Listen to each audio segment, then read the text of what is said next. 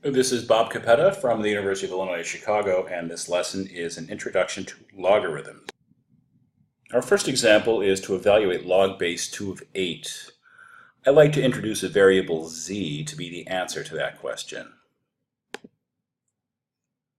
So I say log base 2 of 8 equals z. The base is 2, the answer is an exponent.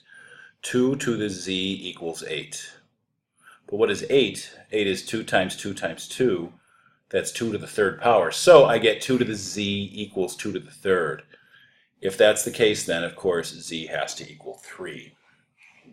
Our next example is log base 3 of 1 over 81. And again, I'm going to introduce a variable z to be the answer to the question.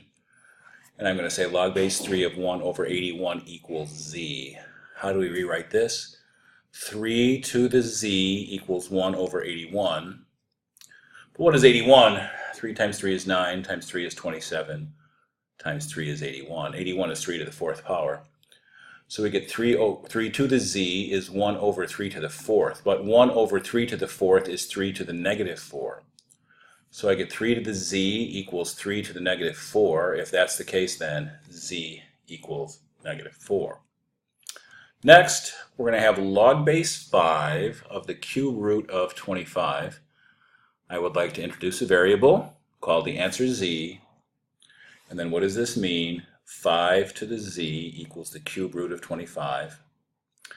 And then what? Well, the cube root of 3 would mean the 1/3 power, and 25 would mean 5 squared. So you can see I'm first using the cube root of 3 to represent the 1/3 power. So I have 5 to the z is 25 to the 1/3 power. But 25 is 5 squared, so I could say 5 to the z is 5 to the second to the 1/3 power. But when we raise a power to a power, we multiply exponents. 5 to the z equals 5 to the 2/3. If that's the case, then z equals 2/3. Next, I have evaluate log of 1000. Well, this is the common log. There is no base. With a common log, we assume the base is 10. So giving it an answer, log of 1000 is z, and then emphasizing that the base is 10, I'm actually going to put it in there to say log base 10 of 1000 is my answer z. So now it looks like the other problems. The base is 10, 10 to the z equals 1000. What is 1000? 10 times 10 is 100, times 10 is 1000. So 10 to the z is 10 to the third. Well, if that's the case, what does z have to be? Z has to be 3. So that was a common log. If there is no base, assume it's base 10. My next example is a natural log. The natural log has a base of e. Natural log is really log base e. First off, let me go ahead and call it equal to z. So we'll give ourselves an answer. Now, you don't see the e here, but there is a base e. Natural log is log base e. So e to the z would equal all of this, 1 over the 5th root of e squared. Well, let's use what we know about radicals and such to rewrite this as e to the z is 1 over e to the 2/5. Fifth. E to the second to the 1/5 power, e to the 2/5. 1 over e to the 2/5, of course, makes that e to the negative 2/5. So I get z equals negative 2/5 is our answer there. So our original question, the result is negative 2/5. So let's look at our rules for logarithms. So we're seeing how to use logarithms to evaluate certain expressions. What are our rules of logarithms?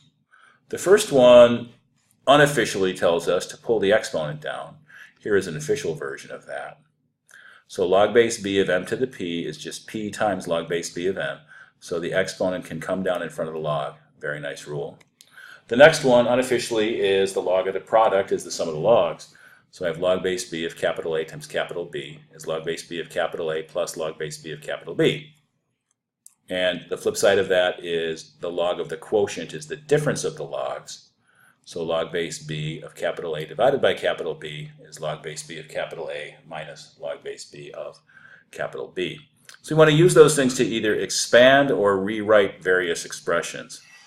So when I say expand, I want you to write it as a sum of simplified logarithms. So use the rules as much as you can to kind of rewrite this. So what are we doing first here? I'm recognizing it's 7x cubed times root x squared plus 5. So the log of the product is the sum of the logs. Log of the first piece, 7x cubed, plus log of the second piece, root x squared plus 5. But there's more we can do here.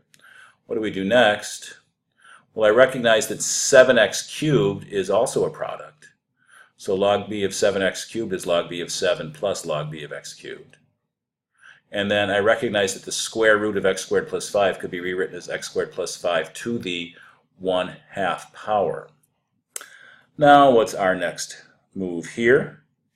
We're going to go ahead and pull the exponents down. 3 comes down front, so that's 3 times log base b of x. 1/2 comes down front, 1/2 log base b of x squared plus 5. Now, you may see this, log base b of x squared plus 5, and think you can do something with it, and you cannot. The log of a sum is not able to be changed. The log of the product is the sum of the logs, but the log of the sum cannot be changed or simplified. So this is our final answer. We have rewritten it using the rule of logs as much as we can. Our next example is log base b of x plus 2 to the 7th over x cubed times the square root of 3x plus 5. So let's think about this. I have a product, x plus 2 to the 7th on top, x cubed times root 3x plus 5 on the bottom. Top over bottom, log of top over bottom is log top minus log bottom, which you'll see that's how I've written it. So now I've got log base b of x plus 2 to the 7th minus log base b of x cubed times the square root of 3x plus 5. Now what did I do next? Well, I'm focusing on this bit, and I put the whole thing in brackets. So I have log base b of this times this. So it's log b of the first, x cubed, plus log b of root 3x plus 5. But the whole quantity is subtracted, so I put it in parentheses to keep that information valid. Next, what did I do? Well, I rewrote 3x plus 5 square rooted as 3x plus 5 to the 1/2. At this point, you'll notice there are several exponents. Log base b x plus 2 to the 7th, log base b of x cubed, log base b of 3x plus 5 to the 1/2. So certainly I can do something with those exponents. So I certainly can pull down the 3 here. So log base b of x cubed is 3 log base b of x. Pull down the 1/2 log base b of 3x plus 5, and I should get rid of that 1/2 there, so I will do that. So this is 1/2 log base b of 3x plus 5, and I also pulled the 7 down here, 7 times log base b of x plus 2. So the last thing I've got to do is to distribute this negative. That'll be minus 3 log base b of x minus 1/2 log base b of 3x plus 5. And that will be expanded as far as we can expand this original statement.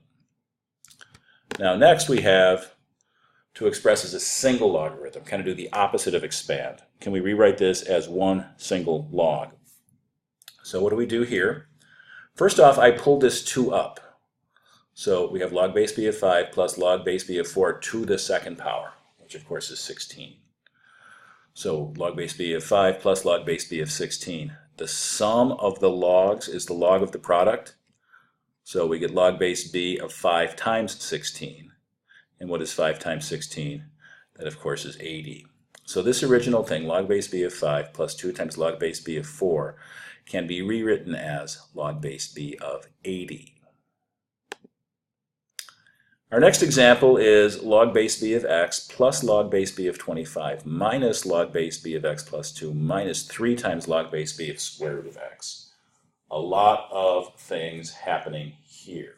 So we want to use our rule of logs to write this as a single simplified logarithm. So rather than expanding it, we're contracting it into a single statement. So what I've done here first is to look at these two pieces, log b of x plus log b of 25, and recognize the sum of the logs is the log of the product. So that's log b of x times 25, leaving these two pieces alone. Next up, I recognize it's minus this, minus that, so I put the whole thing in brackets, so it's minus this plus that. Notice if you distribute the negative, boom, minus log b of x plus 2, boom, minus 3 log b of root x. So I'm kind of doing the opposite of distributing the negative. Because at this point I can do some simplification. So where did I go next? I rewrote square root of x as x to the 1/2 power. And then I want to pull that exponent up. That'll be x to the 1/2 to the 3rd power. But when we raise a power to a power, we multiply the exponents. That will be x to the 1/2 times 3, or x to the 3/2, which we have here. Now looking at this, you'll notice that we have log b of x plus 2 plus log b of x cubed. The sum of the logs is the log of the product. You'll also notice I rewrote x times 25 as 25x. Sum of the logs is the log of the product, so we should have log b, base b of x plus 2 times x to the 3/2, which is what we have here. Now, log of this first piece minus log of that piece. You need to remember that the difference of the logs is the log of the quotient.